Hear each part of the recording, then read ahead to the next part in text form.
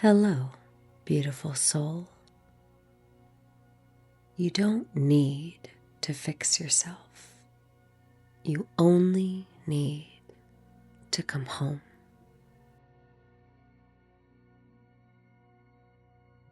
Welcome back to Softening into Momentum. I'm Miki, and this is week 7 of Permission to Be. And I want to be honest with you. This might be the episode I needed to hear the most.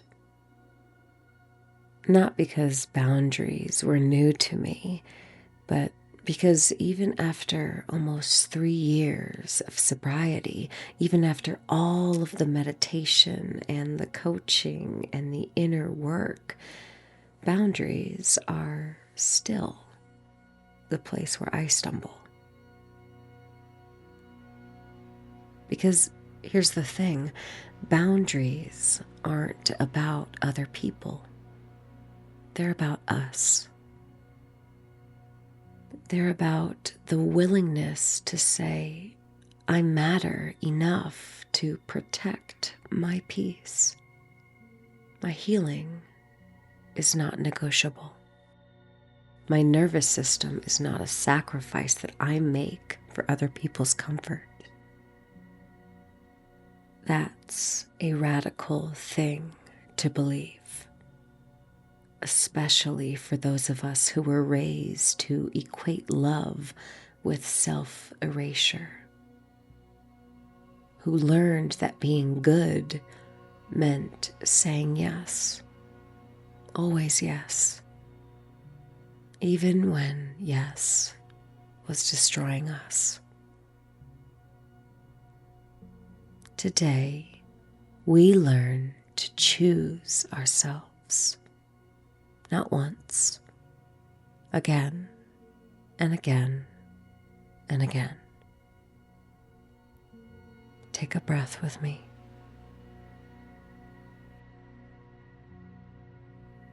And let's begin.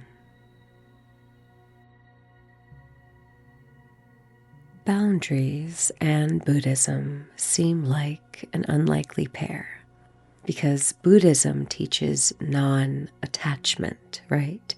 Let go, release, don't cling. So how do you set boundaries without clinging to your preferences? How do you protect your peace without being rigid?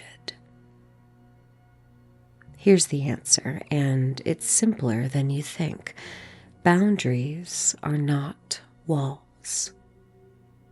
Boundaries are love. Non-attachment doesn't mean non-caring. The Buddha didn't teach us to be indifferent. He taught us to hold things with open hands instead of clenched fists. And a boundary is an open hand. It says, I love you, and I cannot do this. I care about you, and this is my edge. This is the furthest I can go.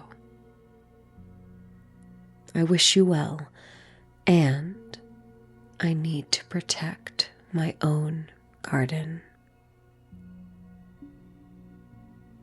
The confusion happens because we live in a culture that treats boundaries as a form of rejection. We've been taught that setting a limit is the same as withdrawing our love, that saying no is the same as saying, I don't care. It's not. In fact, boundaries are one of the most compassionate things that you can do, both for yourself and for the other person. Because when you don't set boundaries, what actually happens? You say yes when you mean no. You show up resentful instead of present. You give from depletion, and the gift is hollow. And eventually, the relationship collapses under the weight of all the things you didn't say. That's not love. That's a performance. That's people-pleasing, disguised as generosity.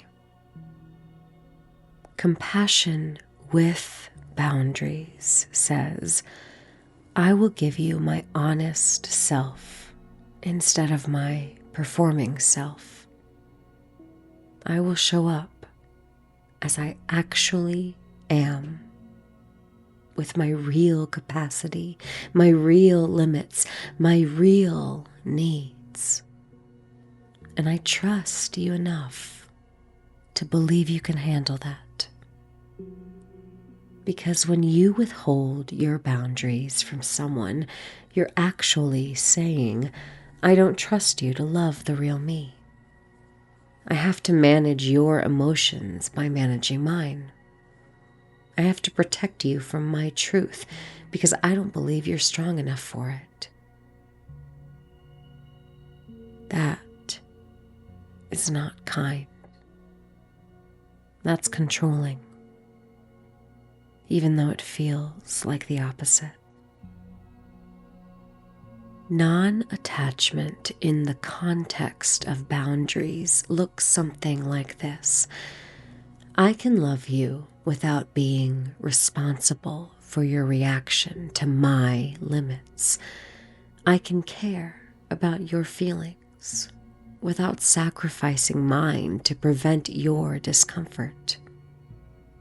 I can hold space for your hurt without taking it on as my fault.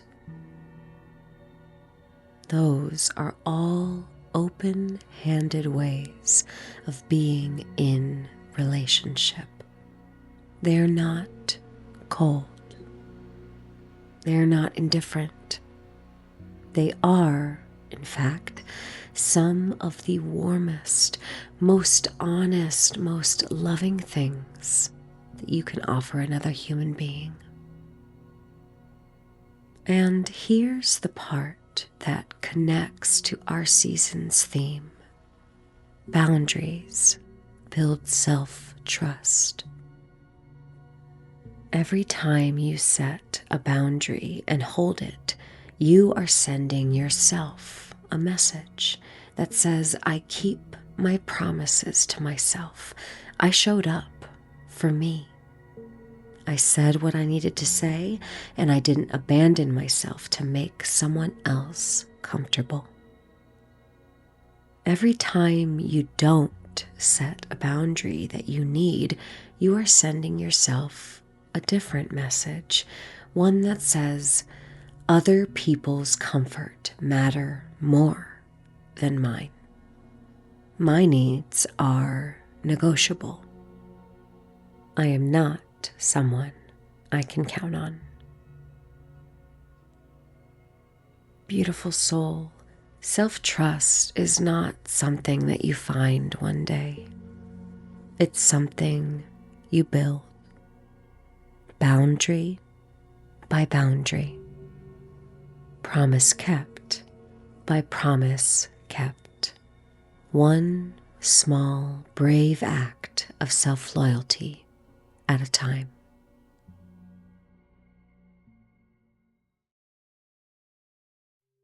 Hey, beautiful soul, before I go any further, I want to pause and share something with you. If this season has been landing for you, if you've been listening and thinking, this is what I've been looking for, I want you to know something deeper is coming. I'm building a course. It's called Permission to Be, and it's an 8-week mindful sobriety and self-trust journey back to yourself. It's rooted in everything we explore on this podcast: Buddhist philosophy, nervous system awareness, compassion, and real lived experience, but it goes further. It gives you structure. It gives you tools. It gives you a path you can walk at your own pace, with support, with community, and with the option to walk it directly alongside me. Inside Permission to Be, you'll learn to understand your patterns without any shame, to rebuild your trust, one small, brave choice at a time, to support your cravings and emotions with practical, body-based tools that actually work in the moment, to soften your inner critic into something that guides you instead of gutting you, and to create a life you no longer need to escape from. You don't need to fix yourself, beautiful soul. You just need a gentler way home. Permission to Be is coming soon. And if you want to be the first to know when it opens, including a very special group cohort offer for those who join early, head to the link in the description and sign up for the waitlist. It takes 10 seconds, and it means I get to keep you close as this all unfolds. Go ahead and sign up. I'll be right here. Okay, back to the episode.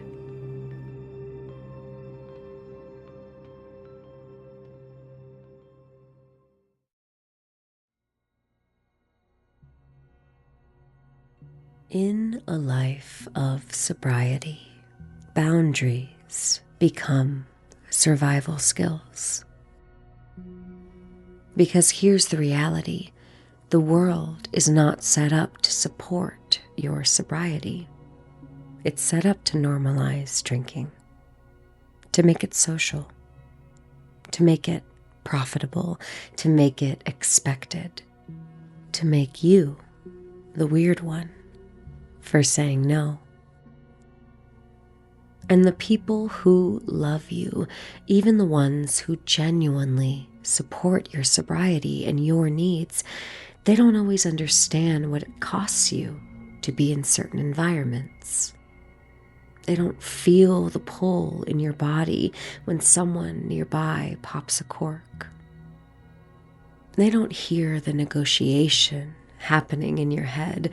They don't know that your nervous system just went on high alert and you're using every tool in your toolkit just to stay grounded. So, you have to tell them. You have to set the boundary, not from anger, from a place of clarity. I can't come to that party right now. Not I can't come ever. Right now.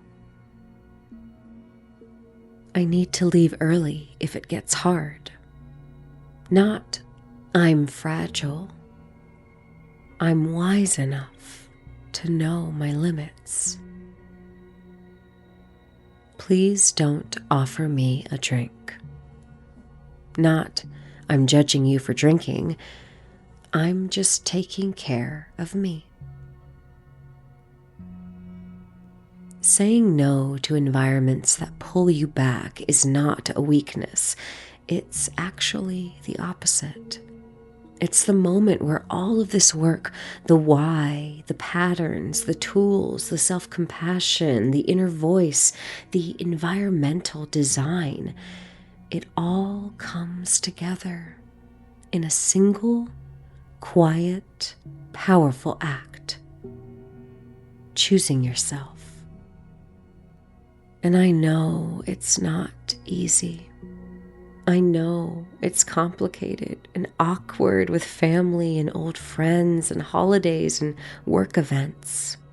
I know. But you know what's harder? Losing yourself again.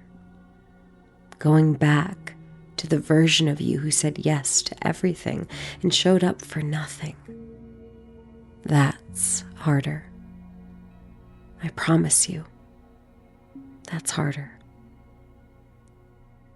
So choose you. Not perfectly, not without stumbling, not without guilt. Choose you anyway.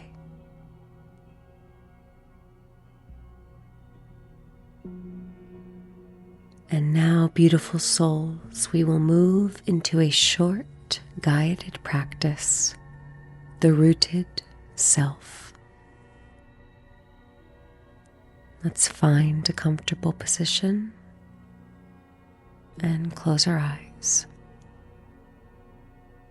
Let's come home to the body.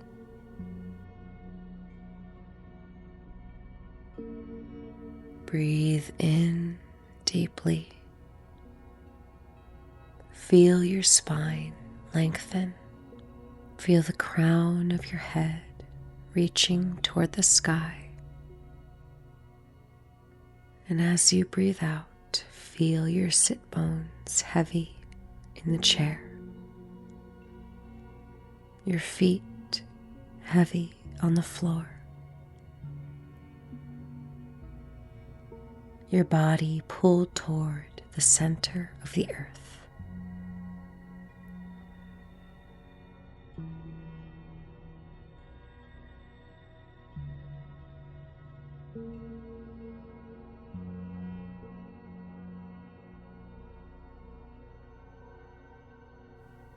Now, I want you to imagine that you are a tree.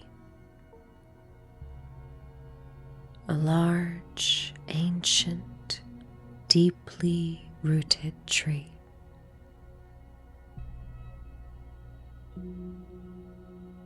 Choose what kind of tree you are. Maybe it's an oak. Maybe a cypress. Maybe it's a banyan with roots that reach down from the branches.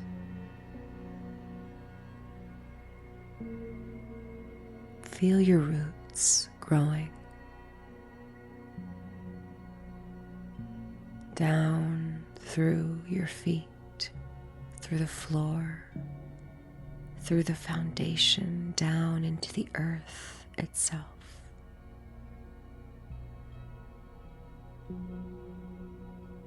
Deep, anchored.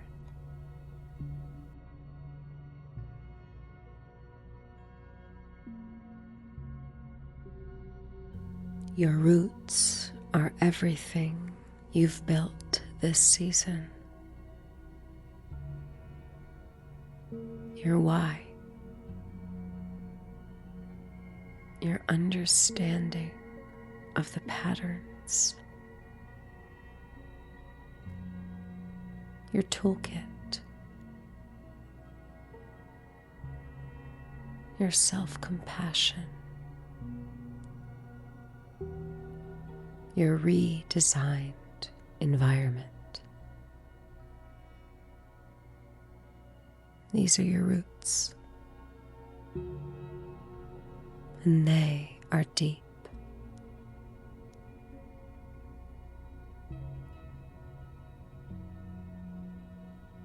Feel how stable you are. Feel how grounded.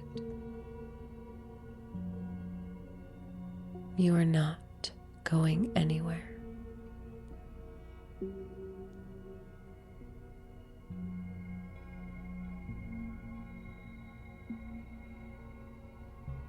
Now feel the wind, because the wind is coming. It always does. The wind is a request you can't fulfill. The pressure to say yes, the guilt trip, the expectation, the social norm, the old pattern calling you back.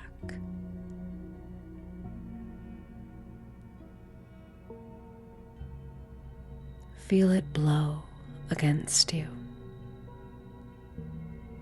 your branches swaying, your leaves rustling. The wind is strong.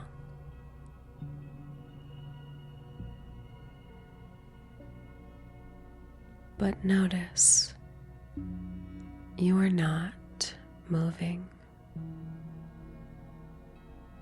Your roots whole.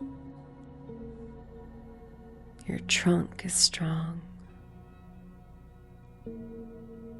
The wind passes through your branches and you sway because flexibility is strength. But you do not uproot.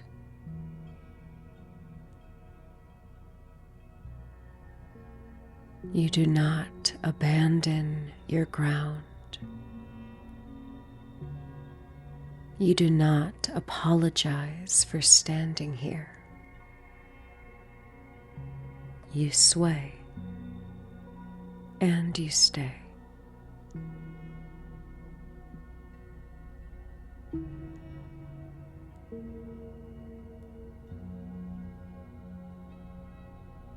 Now say to yourself, I am rooted.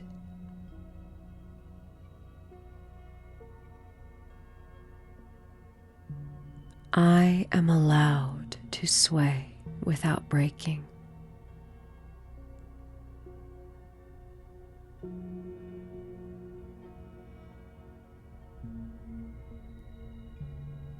I am allowed to say no.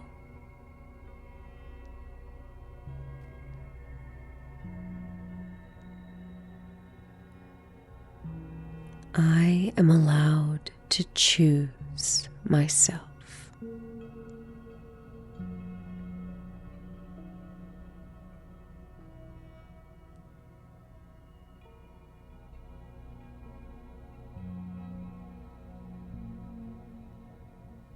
The wind settles.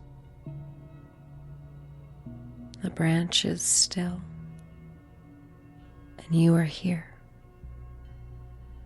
exactly where you were planted,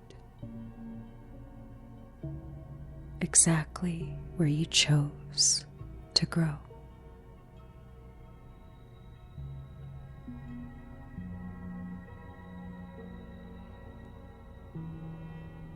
Feel the sunlight on your canopy, the birds in your branches, the life growing around you. And not because you fought for it, but because you stood your ground.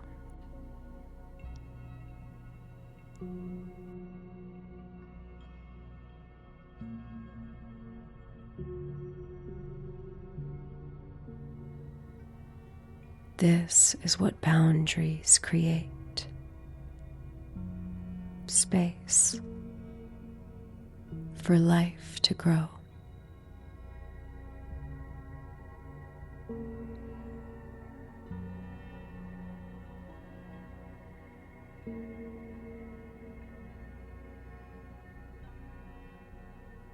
Take a breath in and out.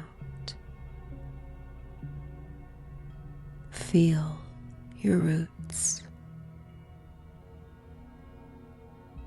and slowly, gently come back to the room. When you're ready, gently open your eyes. You are here. beautiful soul, you are learning to stand your ground, not from a place of anger, from a place of love, from the quiet, fierce conviction that your peace is so worth protecting. If you've been following this season and practicing these meditations with me, I want you to know that extended versions of every guided meditation are available on my Patreon. They're there for you to return to whenever you need to remember who you are and where you stand. The link to join is in the show notes. And, beautiful soul, permission to be is coming. Something I've been building all season, something that takes everything we've explored together and gives it a home, a structure, a path you can walk at your own pace, with support, with community, with care. I'd love to tell you about it on Thursday, June 25th, live on Zoom. You can register and get the link delivered straight to your inbox by clicking the link in the show notes. And if you're ready, I'll meet you there. The Softening into Momentum podcast is lovingly curated, created, written, edited, and produced by me, Miki Byrne, with accompanying sound bath frequencies by my good friend, Static. If you would like to dive further into his incredible musical work, please go to YouTube or wherever you stream music at Static is Noise. You can get my book, Permission to Be, a memoir about sobriety, self-trust, and learning to come home to yourself, out in print, ebook format, as well as the intimate audiobook experience. All links in the show notes. Thank you so much for softening into this moment with me. Until we meet again, Namaste.